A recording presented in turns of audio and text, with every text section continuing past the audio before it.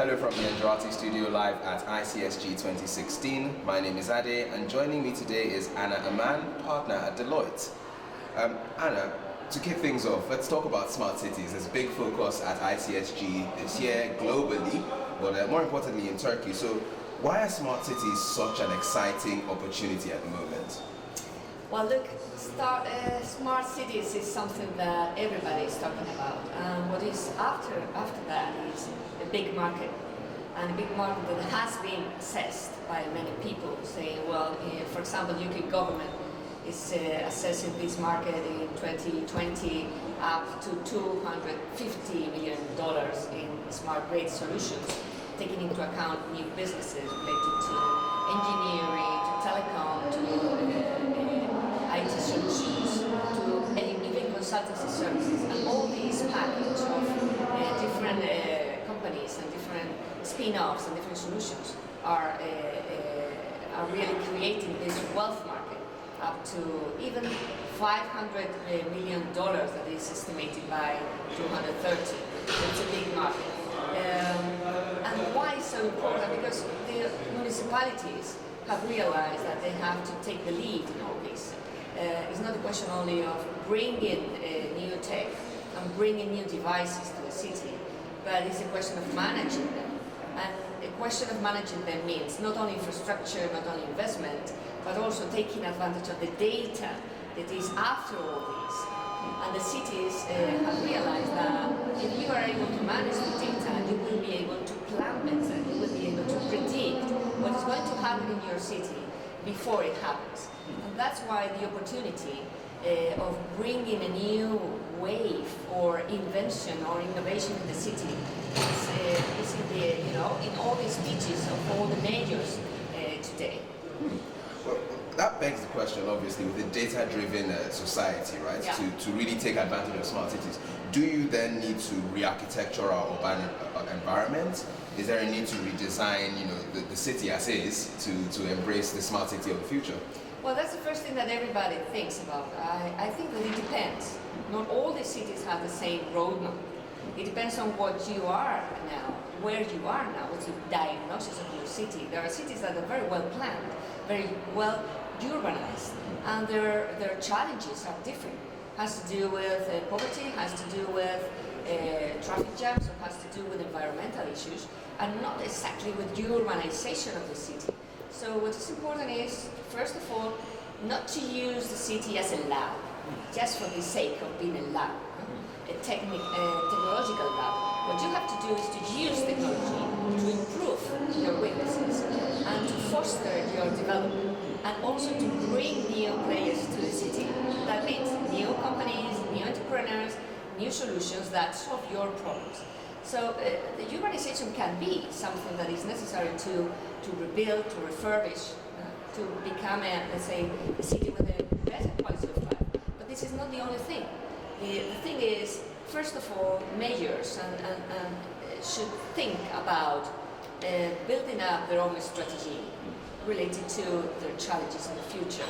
What happened, for example, in Spain, we have been in Deloitte working for more than 10 cities all around. And what happens is that each of the cities has different strategies and different solutions to their challenges.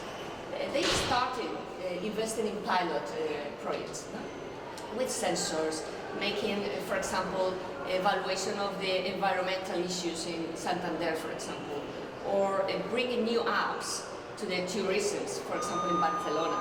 And all these created, a new context of smartization that was very good for attracting new businesses.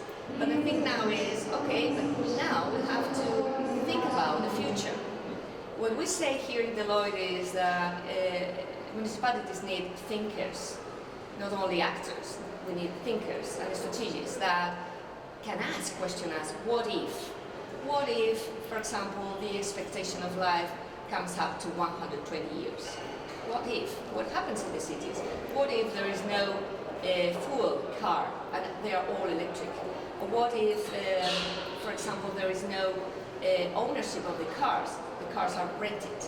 What if? How the city should evolve in all order to solve these new challenges. That's what is necessary to be done, more than just refurbish, just re-engineer the whole city.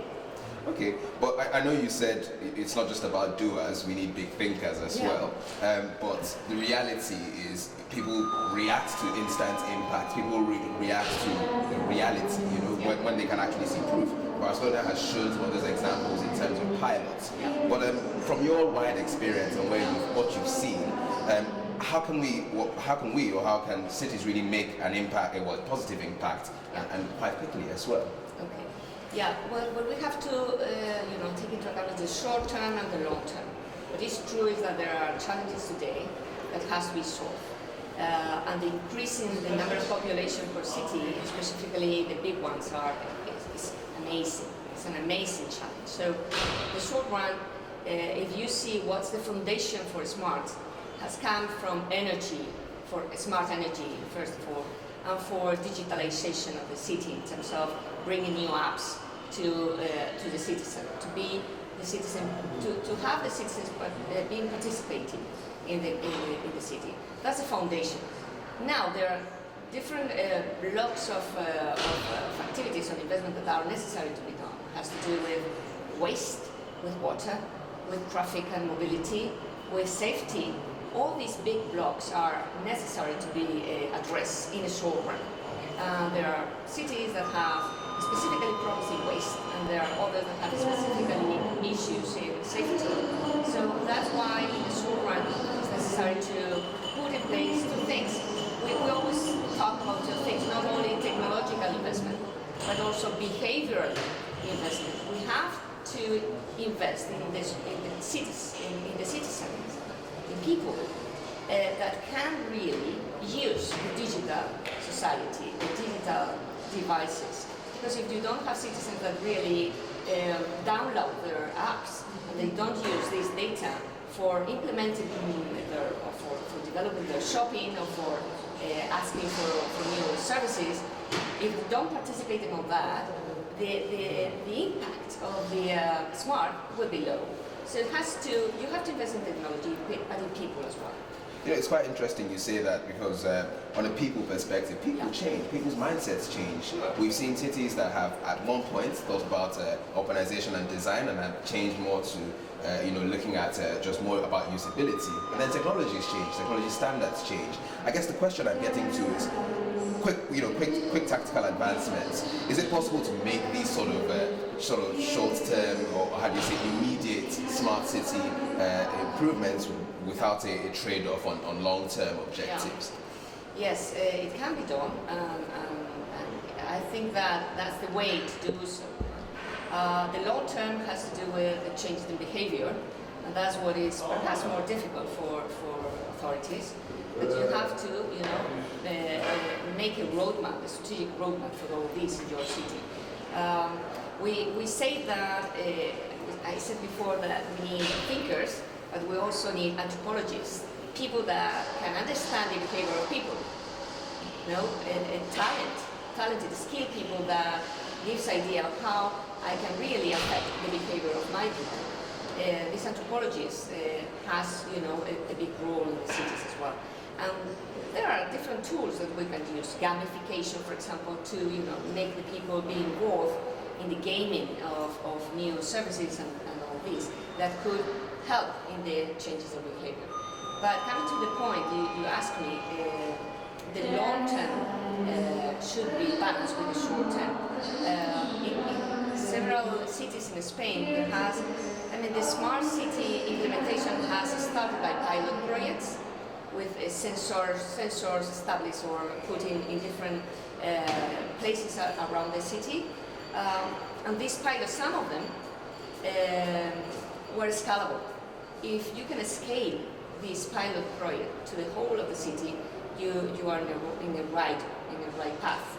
If you don't, if you have invested in a sensor, you have invested in a device or in a platform, in an IoT platform, platform, and finally you cannot scale that, or there is no one that really can manage the data that come out of this platform, you have failed. So it's necessary to be assessing and evaluating the impact impact of what you are doing every single moment. And you can do that measuring the KPIs, the indicators that show up with all these devices and with all these platforms. Okay, well, I guess a good place for us to round off the interview would be the question and answer round on where you're seeing progress, and maybe even like your what's hot for 2016, what cities should we look out for? So, could you give us a quick run through of, or some examples of cities that you think have got it right, or maybe not probably, haven't got it right, but you get where I'm going. Okay.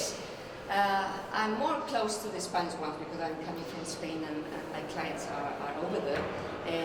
Every single city has developed their own strategy, as I said before. Barcelona is doing a quite good job in bringing apps to the citizens and being the citizen and having the citizen in the center of the strategy. And that's good because it's a strategy in which you are looking for the needs of the citizens, first of all. Not only,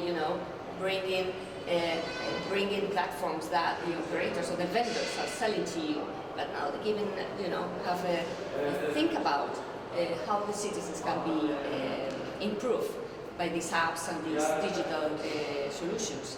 There are others that are bringing big platforms, the IoT, Internet of Things platforms, that are bringing all the data in a single platform in order to, for the future, make predictions.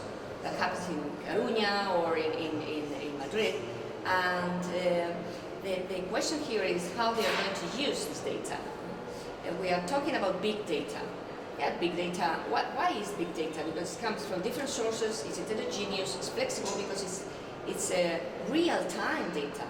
You can download your app in a moment in the street, and if you are connected with the platform, everybody can understand which is the flows of people in the city, which is the flows of the expenditure in the city, where they spend, which kind of expenditure they do, what is the movements of all these people, and you can really make a good planning of the city. So I think that if we go forward with these platforms and we introduce this data analytics, we will be doing a good job. But this will come. There is no, from my point of view, there is no best practice today, but just looking at and say, well, these are in a good path. And there are cities that are doing a good job of that. Well, thank you very much, Anna. It's a pleasure.